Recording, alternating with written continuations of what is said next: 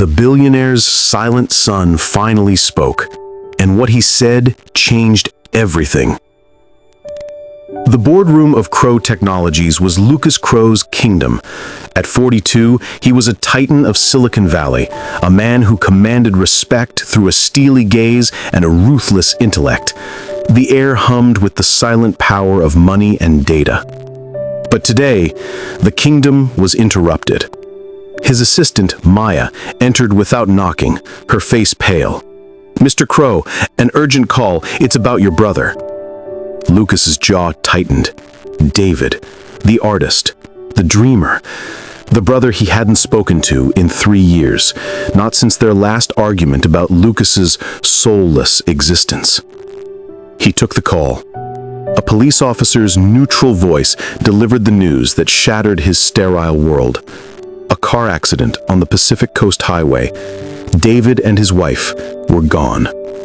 The funeral was a blur of rain and quiet condolences from people Lucas didn't know. David's world of musicians and artists.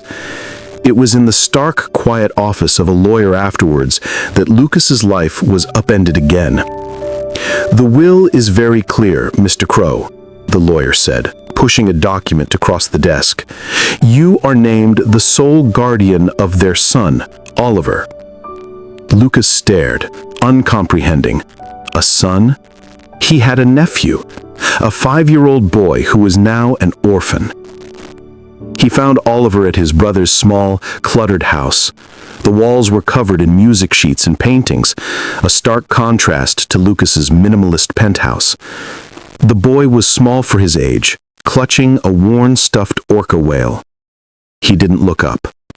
A social worker explained gently, "Oliver hasn't spoken a word since the accident. The trauma has triggered selective mutism." Bringing Oliver to his San Francisco penthouse felt like introducing a ghost to a museum. The boy stood frozen in the vast, echoing living room, his eyes wide with fear. The nannies Lucas hired, the best money could buy, all quit. They couldn't reach him. They couldn't make him speak. They couldn't stop his nightmares. Lucas, the man who could solve billion-dollar problems, was utterly defeated by a silent child. He retreated into work, the one language he understood, leaving Oliver alone in a gilded cage, the silence between them growing heavier every day. 2 months later, Lucas was at his wit's end. Oliver was fading away, and he was powerless to stop it. "Maybe it's not a better nanny you need, Mr. Crowe," his assistant Maya ventured cautiously.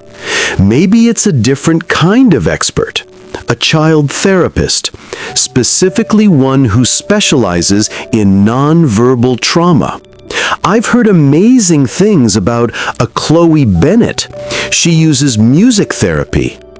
Lucas scoffed. "Music therapy? Is that a real thing?" But desperation forced his hand.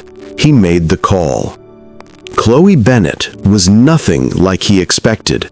She was 28, with warm, intelligent eyes, and wore a bright yellow sweater that seemed to defy the gray gloom of his penthouse. She didn't seem impressed by his wealth or his status.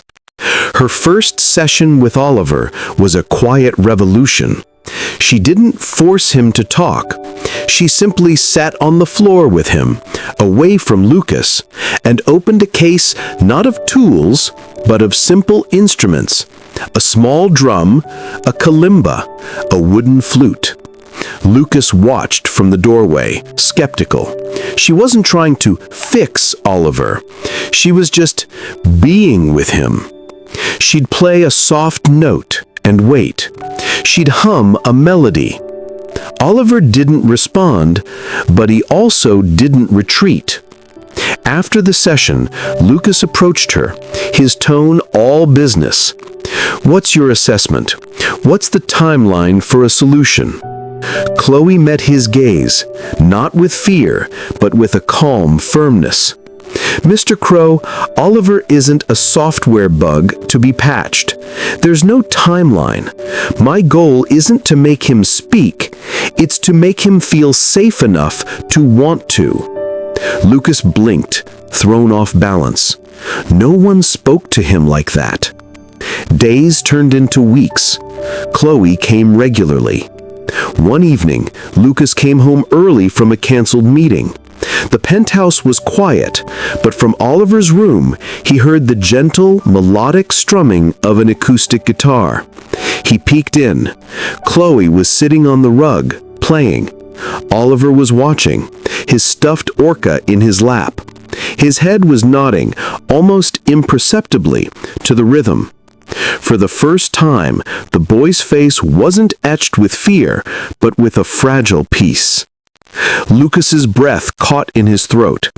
He backed away silently, a strange feeling stirring in his chest, something that felt like hope.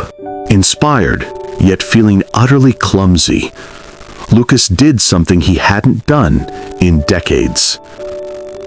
He went into his storage room and dug out his brother David's old guitar, dust covering the case.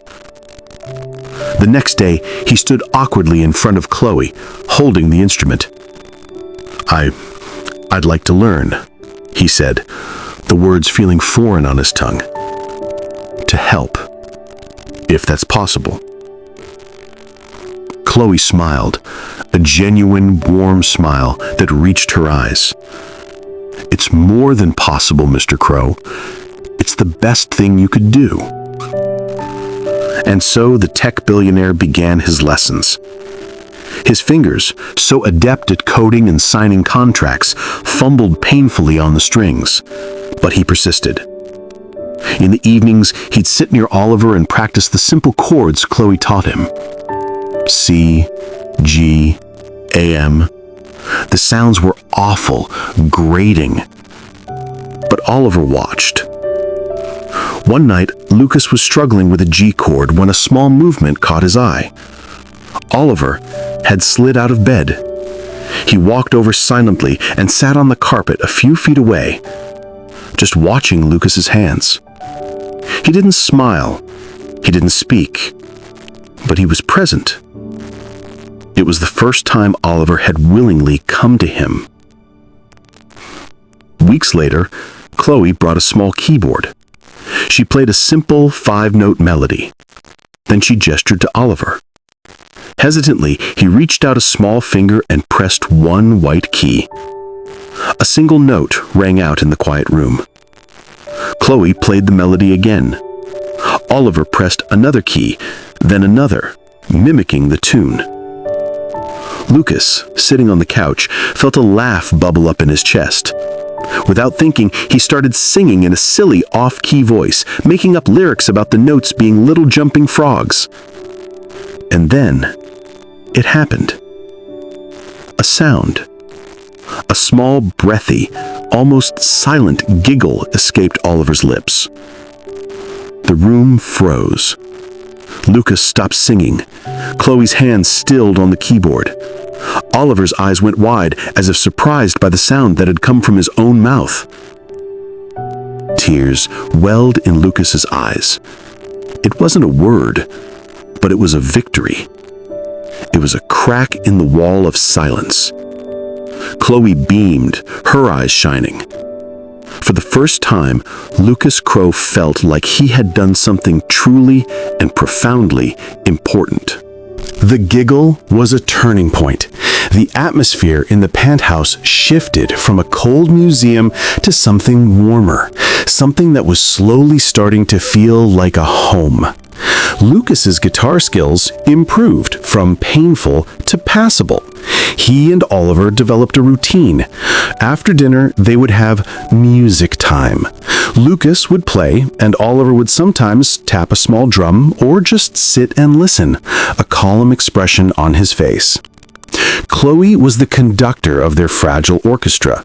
She assigned them duets and gave Oliver simple instruments to contribute. She showed Lucas how to read Oliver's nonverbal cues, the slight tilt of his head when he was happy, the way he tugged his ear when he was anxious. One Saturday afternoon, Lucas was working on a report in his study when he heard a small thud from the living room, followed by a frustrated sigh. He got up to investigate. Oliver was standing by a bookshelf, reaching up on his tiptoes for a model spaceship that was just out of reach. His small face was scrunched up in concentration and effort. Lucas stood in the doorway, about to step in and get it for him, but he stopped himself. He waited.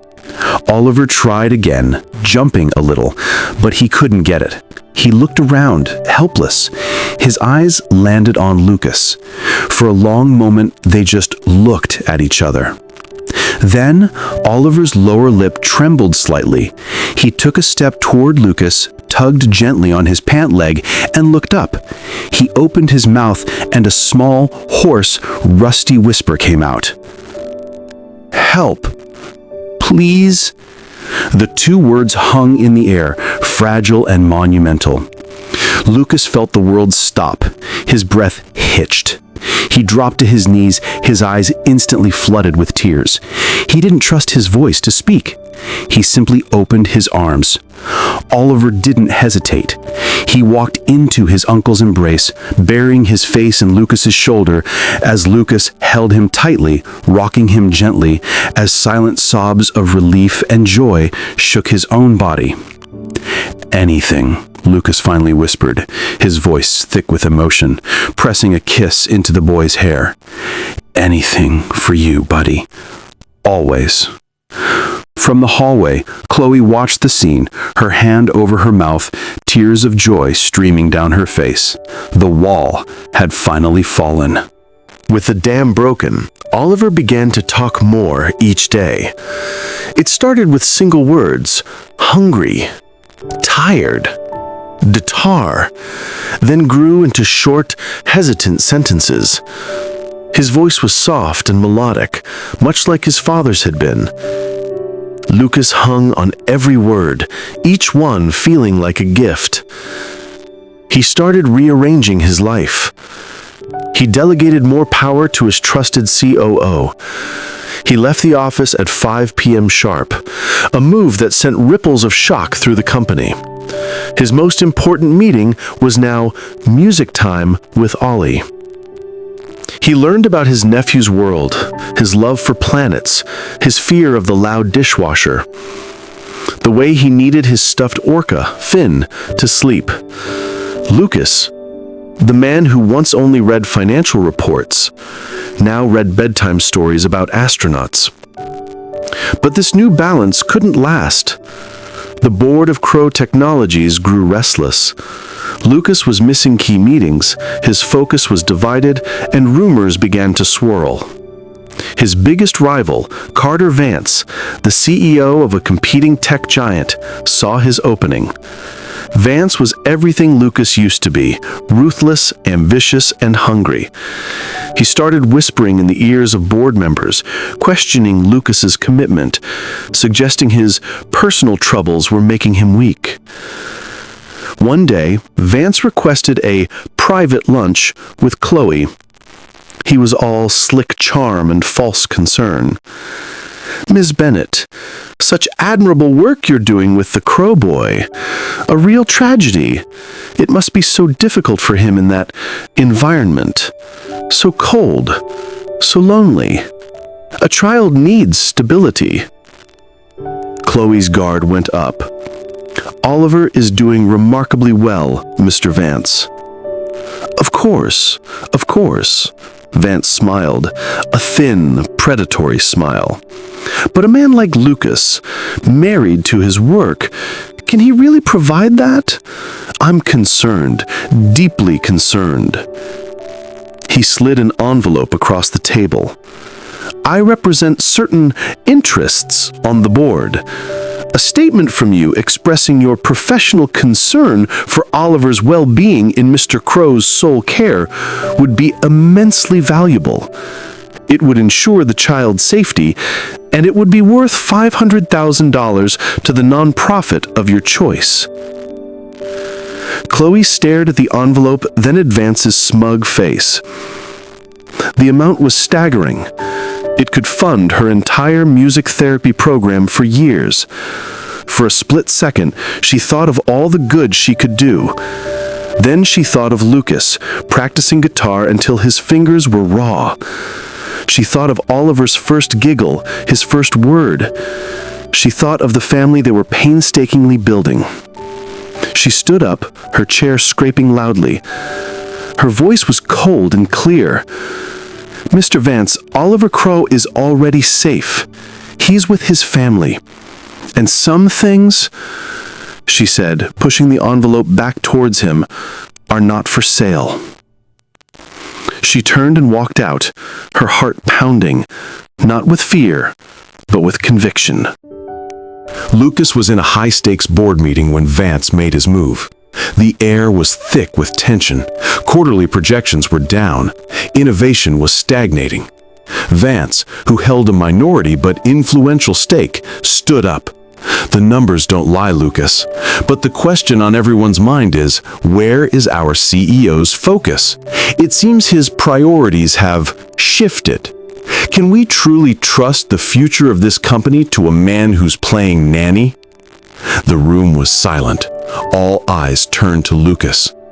Just then, Maya whispered into Lucas's ear, quickly telling Vance about his offer to Chloe.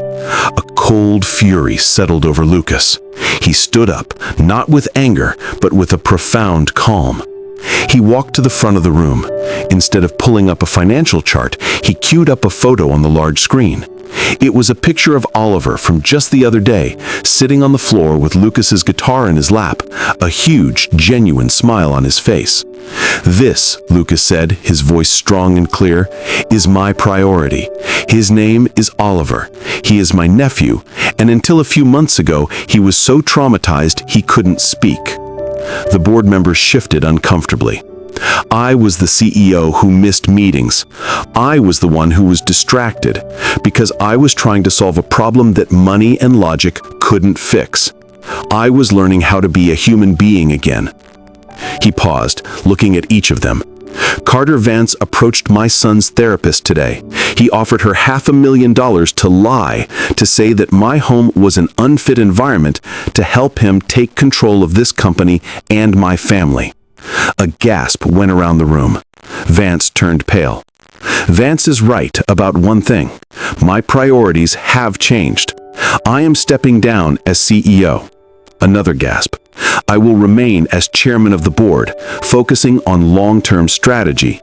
But my day-to-day focus will be on my son, because building a family, I've learned, is the most important work any of us will ever do. And if that makes me weak in your eyes, then you've never understood true strength." He looked directly at Vance. "And as for you, Carter, your shares are being bought out. Effective immediately. Security will see you out." The room erupted, but it wasn't in anger. One by one, the board members stood up and began to applaud. They weren't applauding the ruthless billionaire, but the father he had become. In the quiet aftermath of the boardroom battle, something settled within Lucas. The constant driving need to prove himself was gone, replaced by a deep, steady contentment. He officially offered Chloe a new position, not as a therapist, but as the Director of Community Outreach for the newly created Crowe Family Foundation, which would fund music and art therapy programs for children in need. "You're not hiring me out of guilt, are you?" Chloe asked, a playful smile on her lips. "Absolutely not," Lucas said, smiling back. "I'm hiring you because you're brilliant, and because you have a terrible habit of saying no to $500,000. I need that kind of integrity running my foundation." Their relationship, built on months of shared struggle and quiet victories, slowly deepened. It was no longer just about Oliver. They started going on dates, simple walks in the park, coffee where they talked for hours. Lucas discovered her passion for jazz, her complicated relationship with her own family, her dream of helping thousands of kids like Oliver. One evening, they were on the balcony of his penthouse, the lights of San Francisco twinkling below. Oliver was asleep inside. "You know," Lucas said, his voice soft, "when David died, I thought I had lost my only family. But he gave me a new one. He gave me Oliver, and he led me to you." Chloe leaned into him. "We built it together, Lucas, all three of us." He turned to face her, taking her hands in his. "Chloe Bennett, you turned my silent, lonely world into a home filled with music and laughter. Will you make that permanent? Will you marry me?" Tears of happiness filled her eyes. She nodded. "Yes. On one condition." "Anything. That we always have music time. All of us. Together." The wedding was held in the penthouse's spacious garden under a canopy of fairy lights. It was small, filled only with their closest friends and a few board members who had become like family. Oliver, now 6 years old and talking a mile a minute about planets and guitars, was the best man. He held the rings on a small pillow with immense seriousness. When it was time, he walked Chloe down the aisle, beaming with pride. As he handed her off to Lucas, he whispered loudly, "Don't worry, Uncle Lucas. I told her you're a good guy." Everyone laughed. The vows were simple and heartfelt. Lucas promised to always listen, not just with his ears, but with his heart. Chloe promised to always bring music and light into their home. The officiant said, "You may now kiss the bride." Just as Lucas leaned in, Oliver shouted, "Group hug first!" and launched himself at their legs, wrapping his arms around them both. The garden erupted in laughter and happy applause. Lucas and Chloe laughed, pulling their son up between them for a proper three-way hug before sharing their first kiss as a family. The final shot was the three of them, holding each other, surrounded by loved ones. Lucas Crowe, the cold CEO, was gone.